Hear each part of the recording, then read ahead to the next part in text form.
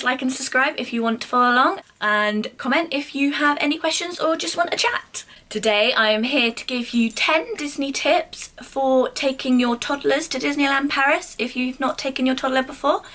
And it's just to help make your life a bit easier when taking your toddler with you to Disneyland Paris. I took my little boy Ben to Disneyland Paris for his first birthday, and now he's almost 2, so although that was a while ago, I've compiled some tips that I found when I've taken him there, and just things I learned along the way as well. Tip number 1. Stay on site. So for those of you who are aware, Disneyland Paris have their own on-site hotels as well as some associates.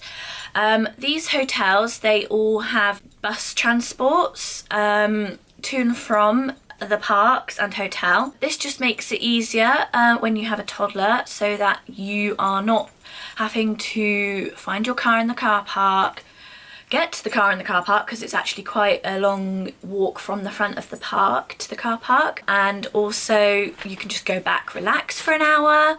Sorry if you can hear that, that's bubbles. You can go relax for an hour, and you can maybe go swim in the pool and then go back to the park in the evening, or Disney Village for food. You can also, the ones that are the on-site Disney hotels, you can actually walk from every single hotel to the parks, so that you don't take up any of your time or fuss with getting on the buses if you don't want to go on the buses. Sometimes the buses can be a bit crowded. It's a nice walk, it's, you know, themed. Some of the further away hotels you actually walk along the river, and the hotel that I like the most, the Newport Bay Hotel, along with the Cheyenne, and I can't think there's another one. They're all on the lake, which is also where the balloon is. And then what you do is you walk up to past the lake to the Disney Village, and then you walk all the way through Disney Village and past World of Disney, and then you get to the main entrance. The other good thing about that is that when you go to get into Disney, you have to go through security gates, and this just means that you bypass the busiest security gate. Again, with the on-site Disney hotels, you also have your Disney tickets included. So even if you're staying with an associate hotel or an outside hotel, you will have to pay the hotel price on top, and then the tickets on top of that as well. Depending what sort of deals you can get, I know you can get deals with the hotels. It might find it cheaper to just stay at, say, cheapest Disney hotel, or one of the cheaper Disney hotels like the Santa Fe, which is a really nice hotel in itself. And just because it's the lowest does not mean that it's the worst. It just means that you have less amenities, and it's not quite as luxury, should we say, although it's still a really good hotel. But if you stayed at the Santa Fe, you might find that the hotel cost and the ticket cost is the same or cheaper. And of course, when you stay on site, you then get the option to have a meal plan included. Sometimes there's an offer where the meal plan's free, and then sometimes you have to pay extra for it, but it works out to be a lot better for you in the long run. But bear in mind that under 3s have to eat off adults' plates. Although the buffets, if you go to a buffet, they can just have their own plate anyway, which is what we did one of the times, and it was actually really good for letting him have his own food. Tip number 2. So this is kind of following on from what I was saying about the food. Under 3s stay free. So that means that they stay in the hotel for free, and their park tickets are free, and obviously their food is free if you have a meal plan, as I explained. So even if you weren't staying at a hotel associated with Disney, you can still get your 3-year-old or under 3-year-old if they're, I'm not sure about if they're exactly 3. I assume you might just be able to get away with it. I think it depends where their birthday is, but definitely under 3 they get in for free. And there's still a bunch of rides they can all go on, which I'll explain later on in the video. Tip number 3. This tip is about characters and meeting characters. So a lot of younger children and toddlers, they might not like, if it's your first time, you don't know if they will like any of the Disney characters. So it can be a bit of a touch and go experience if you don't want to wait up to, say, 2 or 3 hours for the princesses, only to find out that your little girl or boy runs screaming as soon as they see Cinderella. But a good way to avoid this is that you can meet costumed characters, so Mickey, Minnie, Donald, Pluto, I believe, and they're actually on rotation in the hotels, all hotels in the main lobby. And the queues for these are actually really short. They can be, they can get busy near the end, but if you get there, I think it's 8 o'clock, but it might be 7 o'clock. Please check with your hotel on that. Get a nice little meet and greet with a character, and they just get their own little area, and they get a nice amount of time with them. And you get a feel for if your toddler or child actually likes the characters, and then you can either decide to go and meet them in the park later on, or like we did, we just met Mickey, Donald and Pluto. We just met them all in the morning, just before or after breakfast. And then that was our character meet and greets for the day, really. And then we could use the rest of the day to do whatever we wanted. And also there are some dining experiences that you can pay extra for that have any of the Disney characters or Disney princesses, and I believe the Disney characters are in Innoventions, and they do breakfast, lunch and dinner, I believe, and Innoventions is in the Disney Hotel, which is at the front of the main Disney park. And then you can meet the princesses at, I think it's Le Cendrillon. Excuse my French, it's not that great. It's basically like Cinderella's place to eat restaurant, and she has all her friends. She has Ariel, Belle, Aurora, Jasmine, and I think a few of the mice as well. One thing to add about the characters in the hotels is that the main Disney hotel, they do have some meet and greets throughout the day. They're just random ones, and sometimes they can be Mary Poppins or a princess. It's usually around lunchtime, but it might be best to look that up if you're curious. And for any of the meet and greets in the hotels, you don't actually need to be staying at the hotel. You can just walk right into the main lobby and go meet them.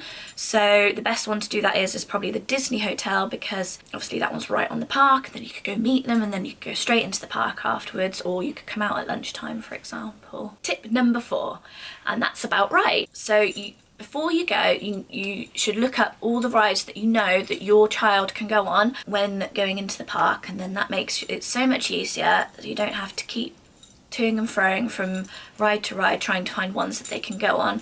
As a general rule of thumb, nearly all the rides in Fantasyland can be ridden by anyone. You can take a baby on in a carrier, or you can take your baby on and hold them on your lap, as long as they are facing forward.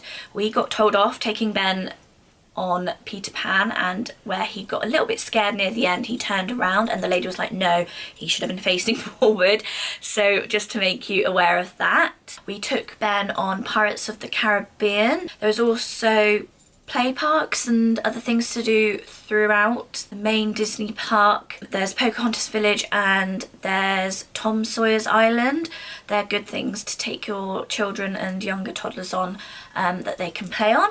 And then if you cannot take your toddler on a ride because it is, for example, Big Thunder Mountain, and they have to be a certain height, and also it goes really fast, so they might not like it, you can do a child swap. And this is where you go up to the attendant on the ride and you say, we would like to swap, do a child swap. And what they'll do is they'll give you a fast pass ticket, and for the other adult in your party, the adult goes to the exit of the ride with the fast pass, and you queue through the ride, and you go on the ride, and then you swap with your partner or whoever else is looking after your child, and then you watch the child while they go on.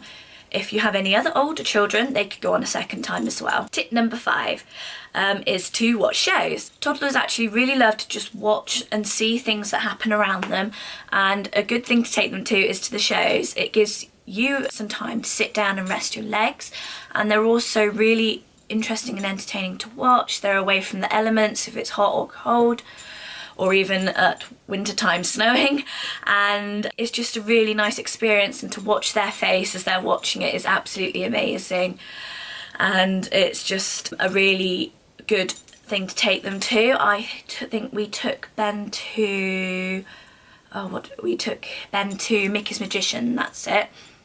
And he absolutely loved that, and that's amazing. I really recommend that show. Tip number 6, if you want to get a cheeky extra fast pass for a ride that you know your kid likes, for example Peter Pan, if you dress them up in a Peter Pan costume, or Wendy or Tinkerbell for example, and go up to the fast pass queue, 9 times out of 10, depending on the cast member, you can actually be let into the fast pass queue because your child is wearing costume of the character of that ride. Don't take 100% my word for it. Again, it does depend on the policy at the time and the cast member, but usually we find it works. It does work on other rides as well, like Pirates of the Caribbean, for example. Tip number 7, and that is to do with travelling. So travelling to Disneyland Paris, there are a multitude of options, but I find the best one is to get there by car.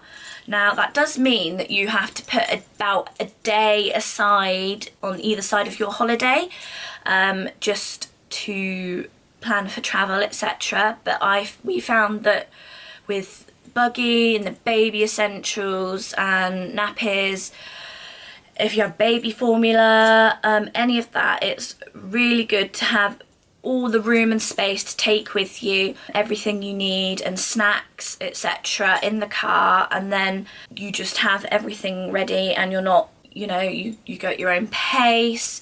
You have snacks and things in the car as well. You can take breaks, and you can just sort of tailor the journey more to your own needs and your toddler's needs as well. We went by Eurotunnel, but you can also do it by ferry as well. Tip number 8. Most children, even if they're not quite toddler age anymore, would feel that walking around Disneyland Paris is a lot of walking for them. So taking a buggy is a really big must do. It just helps them rest when they get tired, aching legs. And also you have all that room to store all your extra snacks and park goodies. And if you take a buggy, I suggest you put something on it to make it stand out, whether you put, I don't know, a scarf, or sometimes people tie their Mickey Mouse balloon to the buggy, just so you can find it when you park it and you are going on a ride. Tip number 9, when you take your park bag, make sure you pack essential things like snacks, lots and lots of snacks for you and your toddler, because believe me, they will get bored at some point during their time at Disneyland Paris, and I find that food is always a good thing to keep them occupied and quiet them down a little bit. Also make sure you take lots of drinks or a water bottle with you to fill at the fountains, which are by the toilets. We also take the Little Robinson's squeezy juices that you just squeeze. They're about that big, you squeeze in and into the water, and then you've got yourself some squash. And also maybe take something like a blanket or a cuddle toy that they like to help them sleep, because especially the younger ones, because they do like to have naps. And if you can avoid going back to your hotel for a nap and they can nap in the buggy, that is a bonus, and you could do something like ride a ride or watch a parade while they are asleep. Point number 10 is make sure you know where the baby rest points are. There are 2, one in each park, and they are both near the entrance to the parks. They have baby changing facilities in them and first aid. They have places to breastfeed. They have facilities to also heat up any milk or baby food, and also just maybe not, it doesn't have to be in one of these family areas, but also make sure that you give your family enough time to rest and recharge, whether you go back to the hotel for a bit or you just watch a parade or go into a play area, and just to give yourself time to get away from the hyperness and all the excitement. Thank you everyone so much for watching. I hope this video was very helpful. If you have any more questions for me, please do put them down below and I will try and get back to you. Please follow all my social medias. I'll put them in the drop box below. And until next time, have a very magical life.